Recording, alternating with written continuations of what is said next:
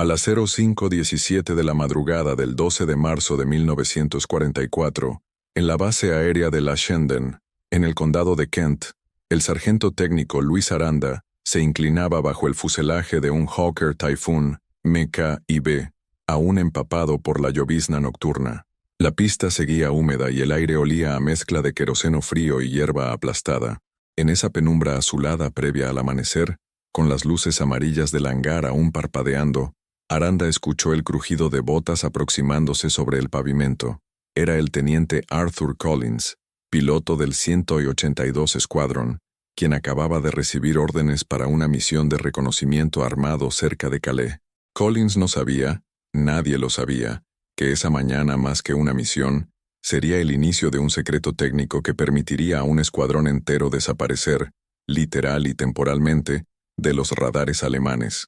Aranda llevaba 8 meses destinados en La Shendon, reparando y calibrando Typhoons dañados por fuego antiaéreo o por sus propias limitaciones de diseño. Antes de la guerra había sido tornero mecánico en Zaragoza, hijo de ferroviario, acostumbrado al sonido gris del metal cuando cede, cuando vibra, cuando avisa que algo no está bien. El traslado forzoso de su familia a Inglaterra en 1937, refugiados de la guerra civil, terminó convirtiéndolo en uno de los técnicos más meticulosos de la RAF, aunque su ficha solo decía Foreign Specialist Mechanic, Class B. No tenía rango para opinar sobre tácticas ni doctrina, pero sí la experiencia suficiente para detectar cuando un avión mentía a su piloto, como él decía. Aquel amanecer de marzo, los Typhoons del escuadrón estaban siendo equipados con una mejora reciente del IFF Mk-13, Identification Friend or Foe, un transpondedor que no solo respondía a señales de identificación aliada, sino que interactuaba con el radar alemán Freya, de forma predecible, demasiado predecible. Durante semanas, los operadores aliados habían visto un patrón inquietante. Cada vez que los Typhoons se acercaban a la costa francesa, los radares alemanes parecían detectarlos unos segundos antes de lo habitual. Esos segundos significaban baterías antiaéreas ya preparadas, cazas FW-190 en ascenso y pérdidas evitables, pero constantes. En los informes oficiales, el problema estaba descrito como posible error del piloto o exceso de interferencias atmosféricas. Aranda sabía que no era eso. En febrero, había pasado más de 40 horas analizando los paneles eléctricos de 4 Typhoons regresados con impactos. Había notado una oscilación mínima en el generador de corriente alterna que alimentaba el IFF, algo insignificante en teoría, pero suficiente para producir una señal residual detectable, un fantasma eléctrico, como él lo llamaba. Si él, solo con un osciloscopio viejo y un oído educado, podía registrar ese pulso irregular, ¿qué haría un radar alemán bien calibrado? Había visto las consecuencias de aquella fracción de segundo muchas veces. Recordaba perfectamente el 23 de febrero, a las 14:11, cuando el Typhoon de Michael Mick Donovan, un irlandés de mirada tranquila que solía hablar de su perro y de su novia enfermera, fue derribado casi en línea recta sobre Boulogne. Mick había mencionado la víspera que su avión parecía emitir una vibración rara a 1800 metros, pero los oficiales le aseguraron que era cuestión de acostumbrarse al modelo. No volvió. Aranda aún podía ver en su memoria la caja con sus efectos personales. Un peine, una foto doblada, un reloj de bolsillo con la tapa abollada. Aquella muerte no era culpa de Mick. Nunca lo fue. Esa frustración creció durante semanas, alimentada por las pérdidas silenciosas de hombres jóvenes que no sabían que volaban con una marca involuntaria sobre su avión, un latido eléctrico detectable por quien quisiera escuchar. Había intentado reportarlo, pero la cadena burocrática siempre respondía igual: siga el manual, no modifique nada sin autorización, no tenemos evidencia suficiente. Pero en el hangar, bajo las alas ennegrecidas, la evidencia era un grito que nadie escuchaba. Los aviones regresaban demasiado agujereados, o no regresaban en absoluto. Fue en esa acumulación de silencios donde surgió la figura del teniente Collins. Collins era uno de los pilotos más prometedores del 182 Squadron, pero también uno de los más golpeados por la realidad de la guerra. Había perdido a su mejor amigo, el subteniente George Hathaway, cuando un radar alemán coordinó a la perfección un ataque de FWB-190 sobre su posición. Aranda recordaba cómo Collins se había quedado inmóvil un largo minuto frente al Typhoon vacío de Hathaway, con las manos en los bolsillos y la mandíbula apretada, como si intentara comprender qué fragmento invisible de metal o decisión había acabado con la vida del muchacho. Aquella madrugada del 12 de marzo, Collins se aproximó a Aranda con un gesto extraño, mitad saludo militar, mitad súplica contenida. Le dijo que algo en su avión seguía sintiéndose expuesto, como si lo estuvieran viendo antes de tiempo. Aranda lo miró sin responder de inmediato, sintiendo que la conversación era una repetición dolorosa de tantas otras. Pero esta vez la tensión en el aire tenía otro peso. La misión implicaba sobrevolar un corredor donde habían caído 3 Typhoons en menos de 10 días. Ese fue el momento en que Aranda tomó una decisión que llevaba semanas fermentando en secreto. Sabía dónde estaba la falla. Sabía qué pieza microvibraba. Sabía que el pulso residual del IFF era un faro involuntario para cualquier estación Freya dentro de un radio de 40 kilómetros. Y sabía que el manual prohibía expresamente cualquier intervención no autorizada en el sistema eléctrico del IFF. Exactamente lo que estaba a punto de hacer. La guerra había convertido a Aranda en un hombre de silencios, pero aquella mañana, mientras abría el panel lateral del fuselaje, rompió uno de ellos. Le dijo a Collins que necesitaba 20 minutos para una calibración fina del generador, aunque ninguno de los dos creía del todo en esa frase. Lo que Aranda realmente planeaba era instalar un diminuto puente de estabilización hecho con una tira de cobre recortada de un viejo transformador de radio, un pedazo de metal que había guardado durante meses porque, según él, tenía el grosor perfecto para una oscilación perfecta. El hangar estaba casi vacío. Solo 2 mecánicos dormían sobre cajas de munición y un generador roncaba al fondo, lanzando un olor a aceite quemado que impregnaba todo. Aranda se arrodilló, guiado por una concentración que era mezcla de rabia, miedo y una extraña claridad moral. Con manos expertas y una pequeña herida reciente que volvió a abrirse, retiró un soporte, soldó la tira de cobre con una gota mínima de estaño y reajustó la tensión del IF. Era una intervención de apenas 2,5 centímetros, nada más, tan simple que parecía absurda. Pero Aranda sabía que esos 2 centímetros podían retrasar el eco detectable del avión en el Freya alemán por una fracción de segundo crucial, quizá más. Mientras trabajaba, pensó en Mick, en Hathaway, en todos los pilotos que habían confiado en máquinas imperfectas. También pensó en lo que ocurriría si el inspector del grupo de mantenimiento descubría la modificación. Sería expulsado de inmediato. Pero la verdadera pregunta no era esa. La verdadera pregunta, la que ardía en su mente, era ¿cuántos morirían si no lo hacía? Cuando terminó, cerró el panel con delicadeza quirúrgica. Collins lo observó sin preguntar, como si entendiera que a veces la guerra obligaba a confiar en intuiciones que ningún manual aceptaría. Aranda se levantó, respiró hondo y dijo simplemente, «Está listo». Collins asintió, se ajustó la chaqueta de vuelo y caminó hacia el Typhoon, sin saber que estaba a punto de convertirse en el primer piloto en experimentar una maniobra prohibida, una maniobra que no existía en ningún registro oficial, pero que permitiría, muy pronto, que un escuadrón completo desapareciera de los radares alemanes como si se desvaneciera en el aire.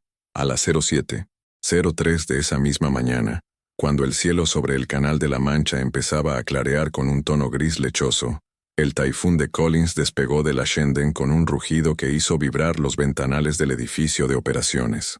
El viento cortante de marzo golpeaba el fuselaje mientras el aparato ganaba altura, y el sonido grave del motor Napier Sabre, un monstruo de 24 cilindros famosamente temperamental, resonaba como un animal inquieto que todavía no había decidido si obedecería al piloto ese día. Para Aranda, que observaba desde el borde de la pista con los brazos cruzados y la respiración contenida, aquellos segundos iniciales eran el punto sin retorno. Cualquier chispa, cualquier desbalance, cualquier mínima irregularidad en la corriente eléctrica podía delatar la modificación. Pero el avión subió firme, con un bramido uniforme, y él sintió por primera vez una punzada de esperanza mezclada con miedo. En la radio de la sala de mando, los operadores comenzaron a registrar los primeros ecos de la misión. Collins ascendió hasta los 8,000 pies, niveló vuelo, y se unió a la formación de 2 Typhoons más, piloteados por el subteniente Morgan y el oficial Harris, que ya patrullaban el sector asignado. El plan era simple: sobrevolar un corredor costero entre Ouessant y Ambleteuse, fotografiar movimientos de artillería y, si surgía la oportunidad, atacar cualquier convoy alemán en desplazamiento. Pero el escuadrón sabía que había algo más, una tensión invisible en el aire que no se explicaba solo por la misión. Todos habían oído rumores de que los radares alemanes estaban viéndolos venir con demasiada facilidad. Nadie sabía por qué, pero todos lo sentían. Los operadores de radar alemanes en la estación Freya L480 cerca de Calais también iniciaron su rutina habitual. A las 07:16, uno de los técnicos, un joven de Hamburgo llamado Ernst Blatter, detectó un eco tenue aproximándose desde el oeste. Era débil, irregular, como si una onda eléctrica estuviera siendo absorbida por algo o amortiguada. Normalmente, el Freya detectaba los Typhoons a casi 60 kilómetros. Ese eco apareció a 35. Blatter frunció el ceño e intentó recalibrar el panel, convencido de que se trataba de un error atmosférico. Pero el eco seguía allí, acercándose como una sombra mal definida. Lo que Blatter no sabía, lo que nadie sabía aún, era que la pequeña tira de cobre que Aranda había colocado había retrasado la firma eléctrica del aparato lo suficiente para reducir su visibilidad en el radar durante los primeros minutos del vuelo operativo. No era invisibilidad real, nada tan cinematográfico. Era una distorsión temporal, una fragmentación, un pulso que llegaba tarde. Un fallo involuntario que Aranda había convertido en solución deliberada. A bordo de su Typhoon, Collins no era consciente de nada de eso, pero sí notó algo. A las 07:21, mientras se aproximaban a la costa francesa, sintió que los controles respondían con una suavidad inusual. No era una gran diferencia, apenas un matiz, como si el avión estuviera menos tenso, menos vibrante. Pensó que era su gestión, una reacción emocional al recuerdo de la conversación con Aranda. Sin embargo, al descender a 6.500 pies para iniciar el reconocimiento, percibió algo más: el silencio relativo del cielo. Normalmente, en esa fase de aproximación, los cazas alemanes ya se movían. Se notaba, se intuía, había un ambiente en el cielo que cambiaba cuando los F-190 estaban en ascenso. Pero ese día, nada. Solo el sonido estable del motor y el golpeteo suave del viento. En la Shenden, Aranda seguía dentro de la sala de comunicaciones como si su alma estuviera colgada de los cables del techo. Cada reporte, cada coordenada, cada silencio prolongado, aumentaba la tensión. Los oficiales supervisores, ajenos a su angustia privada, comentaban sobre el clima, el suministro de combustible y las nuevas órdenes del Grupo 83. Nadie sospechaba que, en ese instante, un pequeño ajuste no autorizado era el responsable de cambiar la dinámica del cielo francés. A las 07:25, el escuadrón descendió otro poco y se preparó para la parte más peligrosa: sobrevolar la costa a baja altura. Y fue en ese momento, apenas unos segundos antes de cruzar sobre Ouessant, cuando el verdadero efecto de la modificación se hizo evidente. Collins miró su tablero de instrumentos y notó que la oscilación eléctrica, ese saltito mínimo que él había aprendido a ignorar, había desaparecido por completo. El avión estaba más limpio, más estable. Era como si hubiera dejado de emitir un suspiro involuntario que delataba su posición. En la estación Freya, el técnico Blatter volvió a ver el eco, esta vez con más claridad, pero aún tardío. Avisó al oficial de servicio, quien ordenó elevar la alerta, pero ya era tarde. La formación de Typhoons cruzó la costa a 420 nudos justo cuando las baterías alemanas empezaban a apuntar sus cañones flak hacia el cielo. Era demasiado rápido para corregir la demora. Collins bajó a 500 pies y ejecutó una maniobra de barrido lateral que habría sido completamente suicida en condiciones normales. Pero ese día, los proyectiles tardaron fracciones de segundo en ajustar la elevación correcta. Fracciones que significaron todo. En tierra, varios soldados alemanes reportaron haber escuchado el rugido súbito de aviones enemigos que parecían materializarse de la nada antes de disparar sus cohetes RP-3 contra un camión de municiones. Ese tipo de sorpresa táctica casi nunca ocurría en 1944. Los alemanes eran expertos en detectar aproximaciones, pero no aquella mañana. Collins, sorprendido por la falta de oposición inmediata, se permitió un desvío instintivo hacia un asentamiento donde se rumoreaba que se almacenaban proyectiles ferroviarios. Vio el objetivo con claridad, lanzó 2 cohetes y ascendió con una facilidad que no experimentaba desde los entrenamientos en Escocia. El Typhoon obedeció como si fuera una extensión de su cuerpo. Todo eso era la cara visible del éxito. La invisible estaba ocurriendo simultáneamente en la sala de radio de la Shenden. A las 07:32, uno de los operadores británicos recibió un informe cifrado de otra estación de radar aliada, German Tracking Delayed, 3 palabras que, para Aranda, fueron como una descarga eléctrica. Contuvo la respiración y miró el mapa. Si los alemanes estaban tardando en fijar la trayectoria de la formación, entonces su modificación había funcionado. Era imposible afirmarlo al 100%, pero todas las piezas encajaban.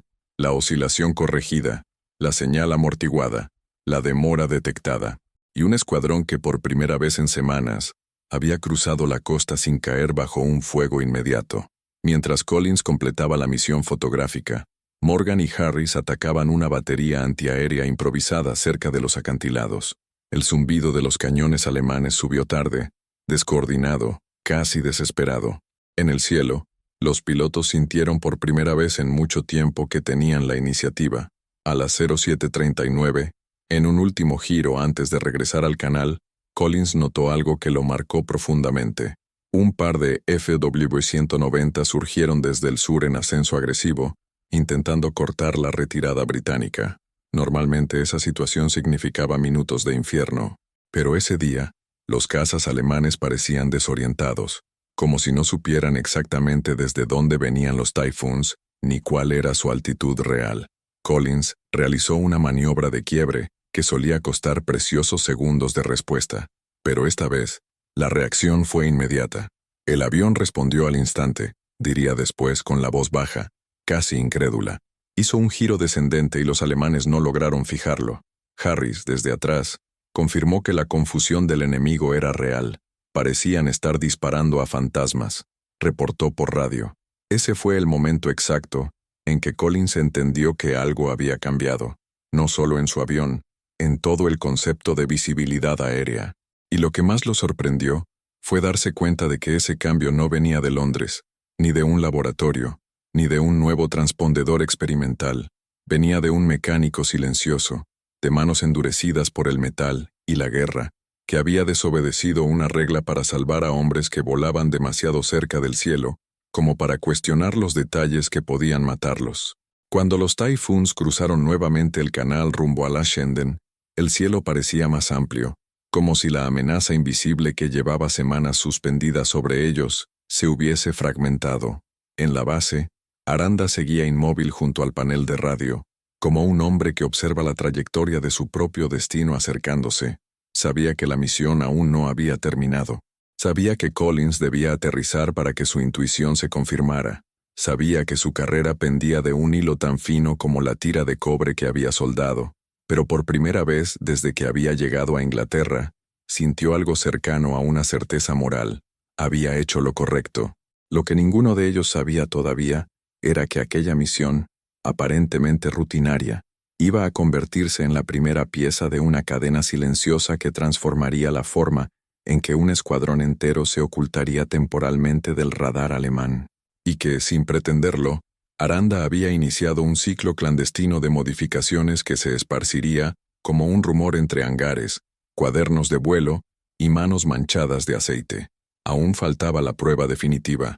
Aún faltaba el momento en que los demás pilotos comenzarían a preguntar, ¿qué hiciste en ese avión, Aranda? Aún faltaba, sobre todo, la misión en la que los alemanes descubrirían que algo no encajaba y reaccionarían con una mezcla de sorpresa y desconcierto. Pero todo eso vendría después. Por ahora, en ese punto exacto de la historia, lo único que importaba era que Collins seguía vivo, y que el cielo, por primera vez en mucho tiempo, no lo había detectado a tiempo. Cuando el Typhoon de Collins tocó la pista de Lashenden a las 08:11, el sol ya había roto la capa de nubes bajas, y proyectaba sombras largas sobre la base. El motor Napier Sabre siguió rugiendo un par de segundos después de detenerse, como si el avión mismo necesitara procesar lo que había vivido. Collins permaneció en la cabina unos instantes, con las manos todavía firmes en los controles, respirando el olor metálico del fuselaje caliente. No era común regresar de una misión sobre Calais sin la sensación punzante de haber escapado por poco. Pero esa mañana algo había sido distinto y él lo sabía. Aranda aguardaba a pocos metros con el uniforme manchado de aceite seco y los ojos fijos en el Typhoon, como quien espera un veredicto. No había dormido, no había comido, y cada minuto de la misión se le había clavado en la garganta como un peso invisible. Cuando Collins bajó por la escalerilla, caminó directamente hacia él, quitándose los guantes de cuero con movimientos lentos, casi ceremoniales. Se detuvo frente al mecánico y dijo lo que Aranda nunca olvidaría. «Luis, lo sentí». El avión reaccionó de inmediato, como si supiera lo que yo quería antes de que yo terminara de pensarlo. Era la confirmación que Aranda necesitaba, y también el inicio de un problema enorme. Los operadores de inteligencia tardaron menos de una hora en compilar los reportes de la misión. Todos coincidían en algo inusual: el retraso de los radares alemanes. En la sala de operaciones, un capitán del Grupo 83 anotó en un mapa una frase que, aunque breve, sería repetida durante días. German tracking offset by several seconds. Aquello generó preguntas, discusiones técnicas y especulaciones.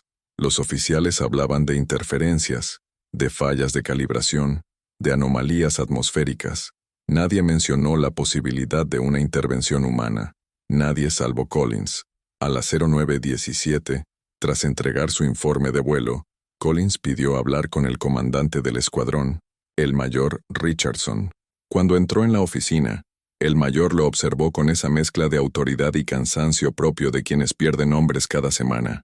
Collins relató lo ocurrido: la ausencia de vibración, la maniobra que normalmente no respondía a tiempo, la extraña desorientación de los FW-190. Richardson lo escuchó sin interrumpir, pero cuando Collins mencionó que el sargento Aranda había hecho una calibración no estándar, la atmósfera de la habitación cambió. Richardson apoyó las manos sobre el escritorio y lo miró fijamente. «Teniente, ¿está diciendo que voló con un avión modificado sin autorización?» Collins respiró hondo antes de responder. «Señor, estoy diciendo que sin esa modificación hoy no estaría aquí». Hubo un silencio denso. No era un tema menor. Modificar un sistema IFF sin permiso era una infracción grave, casi una ofensa técnica equivalente a sabotaje involuntario. Podía costarle el puesto a Aranda, quizá incluso una corte marcial. Pero Richardson no era un oficial ciego. Sabía que las pérdidas del escuadrón estaban relacionadas con un problema que nadie conseguía explicar. Cuando Collins abandonó la oficina, Richardson se quedó solo, mirando un mapa plagado de nombres tachados con tinta negra. Hombres que habían confiado en máquinas que fallaban por milésimas de segundo. A media mañana, Richardson convocó a Aranda. El mecánico entró con las manos firmes, pero con el estómago hecho un nudo. Sabía que había cruzado una línea. Sabía que su frágil posición como refugiado español en la RAF lo ponía en riesgo. El mayor lo observó largo rato antes de hablar. «Sargento, el teniente Collins informó que usted realizó un ajuste no autorizado en el IFF». Aranda no intentó negarlo. «Sí, señor». Richardson esperó unos segundos, buscando quizá un gesto de arrepentimiento o una excusa elaborada, pero Aranda no añadió nada. Lo que había hecho no era un accidente ni un impulso momentáneo. Era una decisión consciente. «Explíqueme por qué», dijo finalmente el mayor. Aranda respiró hondo. «Porque el generador estaba emitiendo un pulso residual que los alemanes podían captar, señor. Esa señal llegaba antes que cualquier maniobra. Nuestros aviones estaban siendo vistos antes de aparecer en el horizonte. La oscilación era mínima, pero suficiente. Lo reporté varias veces. Nadie hizo nada, y seguíamos perdiendo hombres». Richardson entrecerró los ojos, sorprendido por la precisión técnica. «¿Y decidió corregirlo usted solo?» «Decidí evitar que el teniente Collins muriera, señor». Hubo un silencio, no de ira, no de juicio, de comprensión. Richardson sabía que algo había mejorado la supervivencia del escuadrón esa mañana. Sabía que Aranda había hecho lo que muchos oficiales no habían sido capaces de hacer: enfrentar un problema invisible. Pero la RAF era una institución rígida. Cualquier acción fuera de protocolo debía ser investigada. Cuando Richardson despidió a Aranda, lo hizo con una frase enigmática. «Sargento, hasta que aclare esto no haga ningún otro ajuste, ¿entiende?» Aranda asintió, pero ambos sabían que, en el fondo, esa orden era un muro de papel frente a un incendio creciente, porque había ocurrido algo que nadie en la base podía detener. La noticia se había esparcido. A las 11, mientras Aranda revisaba otro Typhoon dañado, el subteniente Morgan se acercó y le preguntó, en voz baja, casi susurrando, «Luis, ¿qué hiciste en el avión de Collins?» Aranda fingió no entender. Morgan insistió. Él dijo que el avión respondió como nunca. «¿Puedes hacer lo mismo en el mío?» Antes de que Aranda pudiera responder, Harris apareció detrás de Morgan y añadió, «Y en el mío también». Era solo cuestión de horas para que la mitad del escuadrón comenzara a pedir lo mismo.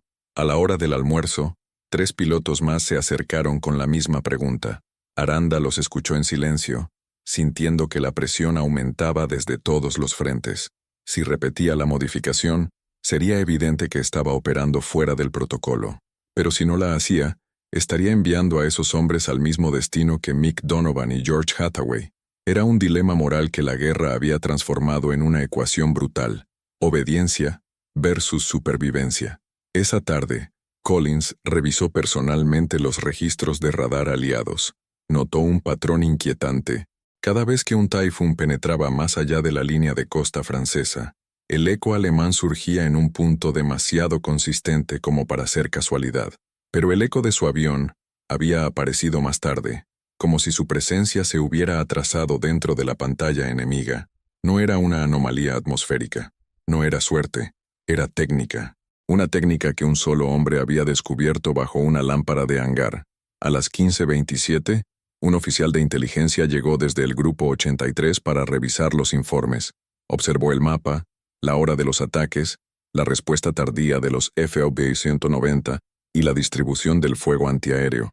«Es extraño», murmuró. «Es como si los alemanes recibieran la información desfasada, como si el reflejo inicial del radar estuviera roto». Collins intercambió una mirada rápida con Aranda, pero ambos permanecieron en silencio. A medida que avanzaba la tarde, el cielo se fue tiñendo de un gris azulado. La humedad volvía a colgar del aire. El hangar se llenó del sonido repetitivo de herramientas golpeando metal, de voces cansadas, del olor a grasa vieja mezclado con sudor y cansancio. Aranda trabajaba con una tensión casi insoportable. Revisó 2 Typhoons, cambió un panel dañado y ajustó un tren de aterrizaje. Pero cada gesto, cada herramienta en su mano, estaba acompañado por la pregunta silenciosa de los pilotos. ¿Hará la modificación para mí?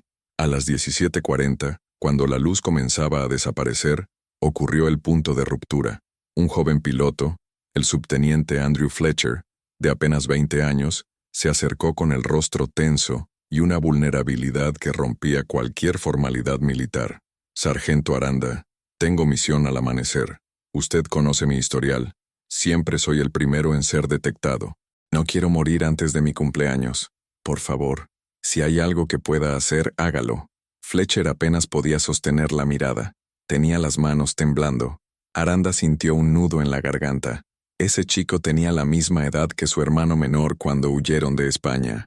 Había visto demasiados jóvenes caer sin siquiera comprender por qué, y esa súplica quebró cualquier resistencia ética o burocrática. A las 18:12, después de que el hangar se vació parcialmente, Aranda tomó una decisión irreversible.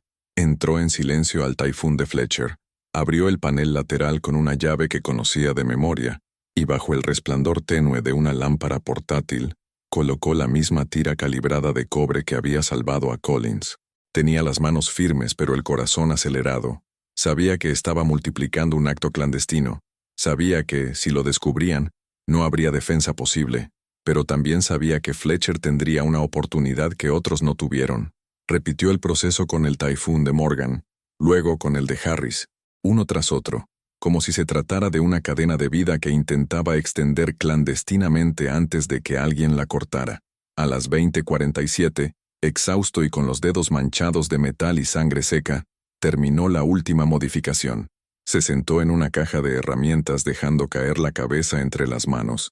Afuera, El viento soplaba entre los hangares como un murmullo de advertencia. Sabía que, a partir de ese día, el escuadrón volaría con una firma eléctrica alterada. Sabía que los alemanes notarían algo tarde o temprano. Sabía que la guerra no perdonaba trucos exitosos, pero también sabía que cada uno de esos Typhoons tenía ahora una fracción más de vida. Lo que no sabía era que, al amanecer, los alemanes verían algo imposible en sus pantallas. Un grupo completo de aviones que aparecía tarde, demasiado tarde, como si hubieran surgido del mar, como si el cielo hubiera decidido esconderlos, y ese sería el inicio del verdadero impacto histórico de su maniobra prohibida. A las 06:14 de la mañana del 13 de marzo de 1944, apenas un día después del vuelo de Collins, los radares alemanes, Freya instalados en la costa de Pas de Calais, registraron algo tan extraño que los operadores tuvieron que revisar 2 veces los cables antes de informar a sus superiores. En la pantalla principal, donde normalmente los ecos aliados aparecían con claridad desde casi 60 kilómetros, no se veía nada. El cielo estaba limpio, silencioso, desnudo. Luego, sin advertencia, 6 ecos surgieron de golpe a menos de 30 kilómetros de distancia, como si hubieran sido proyectados desde el fondo del mar. El técnico Ernst Blatter, el mismo que el día anterior había registrado el eco anómalo del Typhoon de Collins, frunció el ceño, volvió a calibrar, y por un instante pensó que quizá el equipo estaba fallando. Pero no era el equipo, era algo más profundo, algo que él no tenía herramientas para explicar. Lo que había ocurrido en realidad era que el escuadrón entero, casi una docena de Typhoons equipados con la modificación clandestina de Aranda, había cruzado el canal emitiendo una firma eléctrica fragmentada, amortiguada, atrasada. Muchos años después, algunos historiadores llamarían a ese efecto la ventana ciega inglesa, aunque ninguno de esos historiadores sabría jamás que aquella ventaja no había salido de un laboratorio militar, sino del bolsillo de un refugiado español que había canibalizado un viejo transformador de radio. Mientras el Freya alemán intentaba recuperar el rastro perdido, los Typhoons descendieron y se prepararon para atacar una batería de artillería móvil cerca de Odresels. El subteniente Fletcher, el joven que la noche anterior había pedido ayuda con voz temblorosa, volaba por primera vez desde que Aranda había modificado su avión.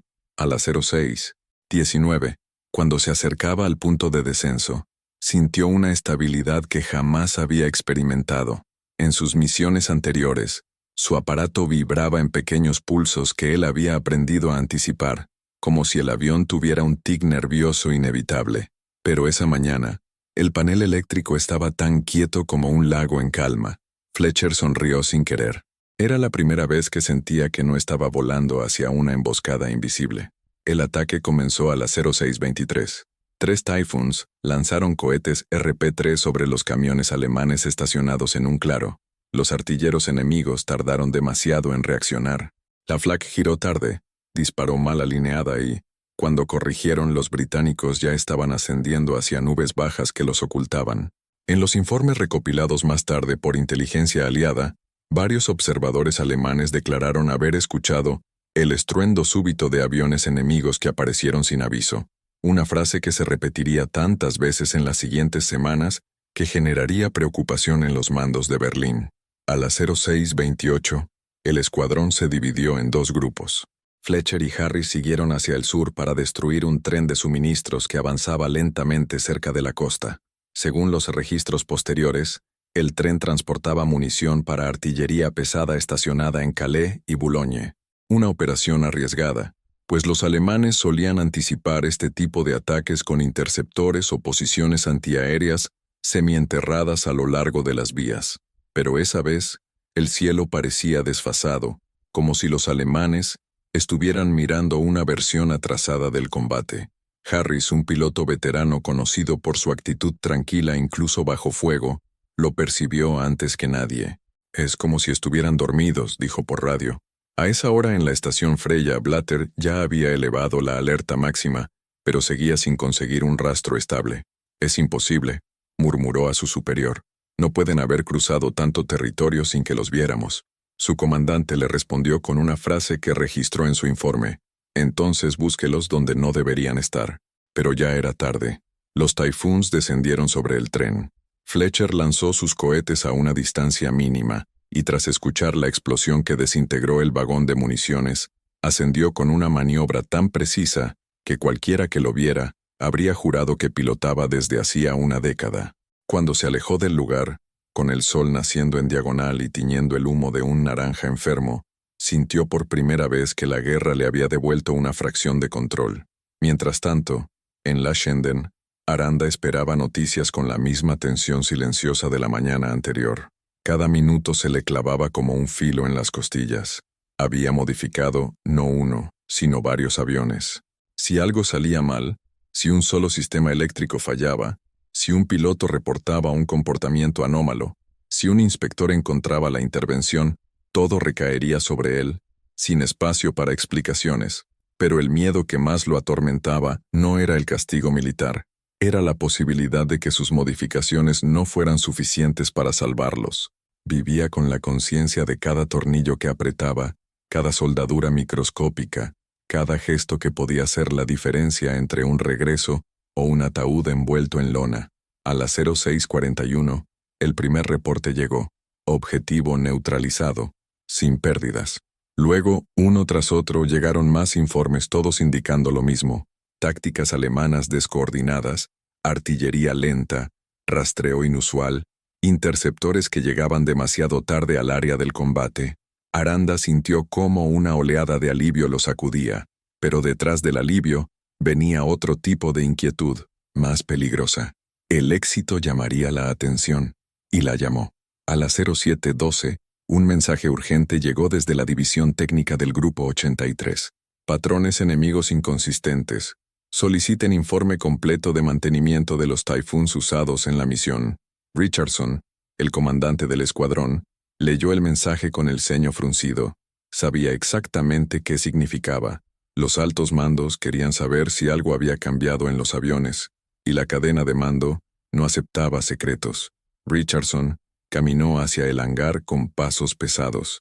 Encontró a Aranda limpiando una caja de herramientas, intentando parecer ocupado. «Luis», dijo el mayor, «tenemos inspección técnica esta tarde». La frase cayó como un martillo. Inspección significaba desmontarlo todo. Significaba descubrir la modificación.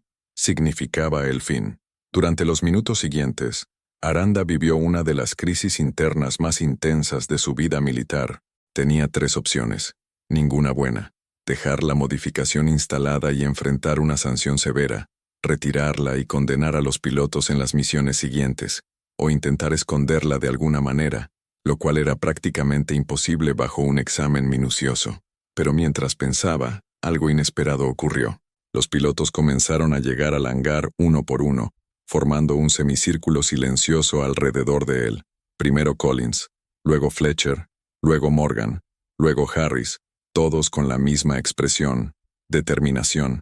Fue Fletcher quien habló, con voz firme pero incrédula. «Mayor Richardson, con respeto, si retira esa modificación nos está condenando. Los alemanes ya no pueden vernos a tiempo.